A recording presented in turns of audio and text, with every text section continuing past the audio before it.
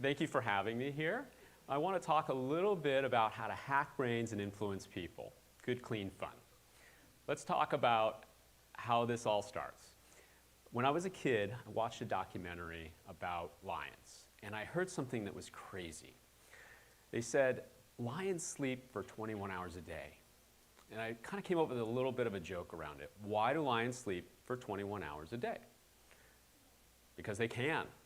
Lions can get all that they need in a few hours, which means that they can conserve energy. And all living things want to conserve as much energy as possible. I'll give you an example. How many of you wanted to stay in bed this morning instead of coming into school? Yeah, it's totally natural. You're a living thing, you want to conserve energy. Good job, way to go. But everything that we want to do, we want to conserve energy. That includes our brains. So when we have work to do, when we want to do something, our brains want to also use as little energy as possible.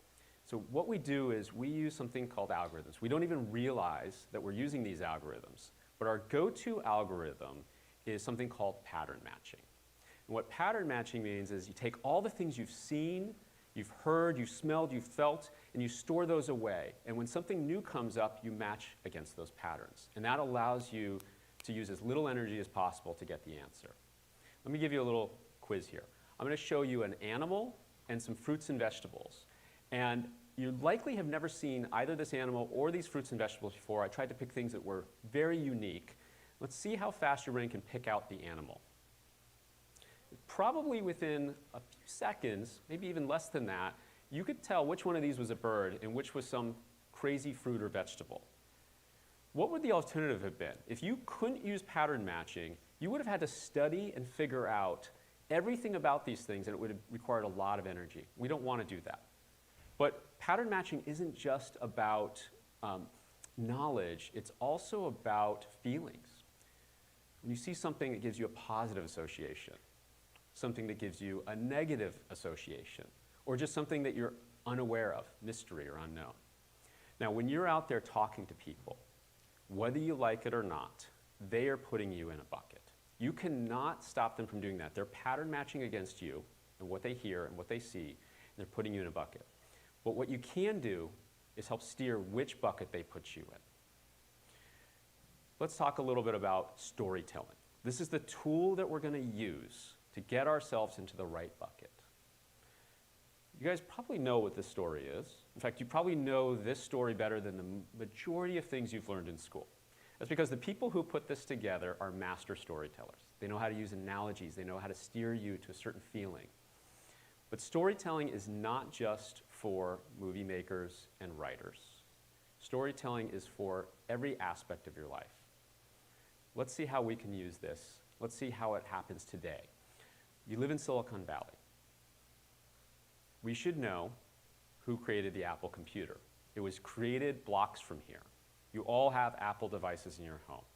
Was the first name that came to your brain this person?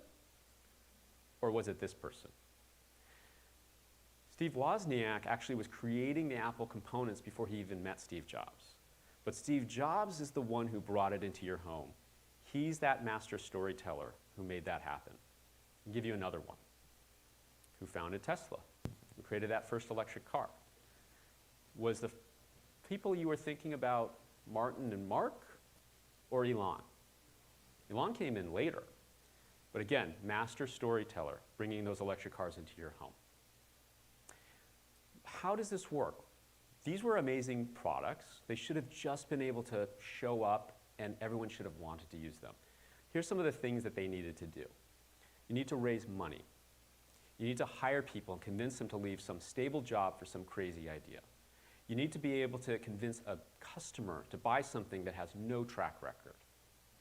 I'm going to double click on one of those, investing. Let's see what it would be like if you had an idea and you wanted to go take it out and go raise money. You've been working on this idea for months. You can know everything about it. Now you're going to walk in the door of an investor. This is the standard calendar of an investor. They meet with thousands of companies for 30 minutes at a time. You're going to come in here with all your knowledge and experience, and in 15 minutes, you're going to have to distill all of that into your story.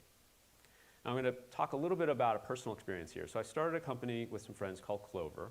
Many of you have likely experienced Clover when you've gone out to go pay for something in a store. But our story started out very differently. We had blown through $6 million of cash. I had to go borrow $3 million more. We were 60th in market out of 60 people doing these new point of sale systems. But we ended up growing it to be the largest, $275 billion in processing, bigger than anyone else out there. Here's how we got from where we were to where we got to. First thing was, we needed to be able to tell our story. Let's talk about how storytelling works. In this market, people like to always start out with, the market is $20 billion, it's $50 billion. What does that even mean to you? You have no pattern to match that against. That doesn't help you. What we did was we put you in the shoes of our customers, and we gave you a sense of how many customers there were out there. Let me explain. When you walk up and down the street and you go into that restaurant or retailer and you look on that countertop, you're going to see an old clunky cash register or an old push button terminal. And that's the way it's been for decades. That person who's working there has the ability to switch that thing out in a day. Question is, why would they switch to you? So now we've given you a sense of how big the market is, given you a sense of who we're talking to, but now why would they switch? So now we use analogy. In the old days, we used to have feature phones, and it did one thing. It made phone calls. That's it. But the cost of technology came down, and now all of a sudden, we could give you an entire computer with thousands of applications in your hand for the same price as a phone that only made phone calls. Of course you switched. Well, the same thing's about to happen in the way of point of sale. Before you had this clunky payment terminal, it only did one thing. It took payments.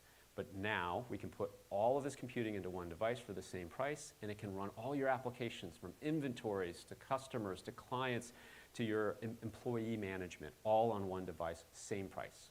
Of course you're going to switch. All right, last problem that we faced.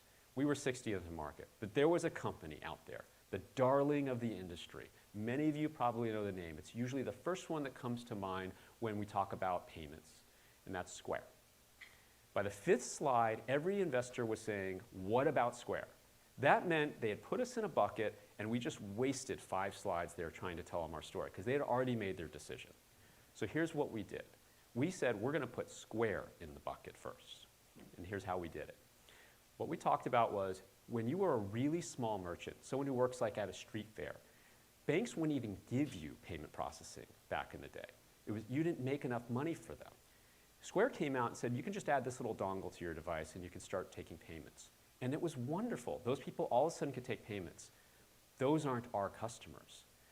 Our customers are larger with employees and inventory. They don't have a problem getting payment processing. They have a problem with all the other applications.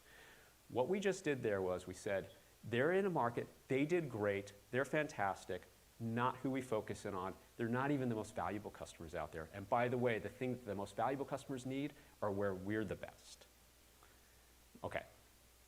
You're looking at this and saying, I'm not starting a company right now. How is this going to help me? So let's talk a little bit about a couple of examples of how this could work for you. All right.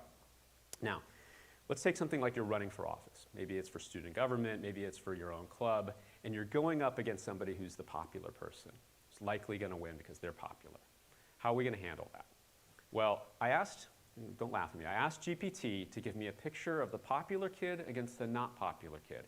And for some reason, it decided to run Wednesday Addams against Bring It On. Well, let's just go with this, all right? So how is Wednesday going to beat Bring It On in an election? Maybe a little bit something like this. When you're popular, everything is great. Everything comes easy to you. But for the rest of us, it's hard to make things happen. I've run a club, and I've been able to get money for my club. And if you elect me, I'm going to even the playing field so the rest of us get treated the same way that those popular kids get treated. So what I did, I took the thing that was their strength that they were running against, and I made it their weakness because there's a lot more people out there who are not popular than the popular kids, and they make up more of the voters. Let's do another example of this. Let's talk about if you were applying for college or trying to get a job. Maybe you do not have the top grades. How are you going to go up against somebody when the interviewer says, why should I hire you or why should I bring you into my college if you don't have higher grades than this other person? Let's look at how we might use something like this. I learned the basic concepts. I learned everything I needed to in my classes. But instead of spending all of my time in class, I took time to learn something else. Insert what that other thing is. Dance, robotics, something else that you learned, and I became great at it. And those skills that I picked up go beyond what I learned in the classroom. And that was hard because everybody else was saying you should focus only on your GPA. And it took a lot of strength to say, you know what, I'm going to spend less time there because I understand what I need to there, and I'm going to spend more time learning skills that are going to help me on the job or elsewhere. And we became exceptional at it. Our team became the best. I became the best at it, and I'm bringing that when I come in. Again, find the things that make you strong, tell your story, build that story up. Let me just leave you with the last thought here. I want you to think about spending as much time learning the craft of storytelling as you do with what you have to do with school. And if you do, you'll win those elections, you'll hire those people, you'll sell those products, you'll raise that money, you'll get into those schools. And maybe, just maybe, you'll also be part of some huge movement in the future because of your ability to tell those stories. Thank you, everyone.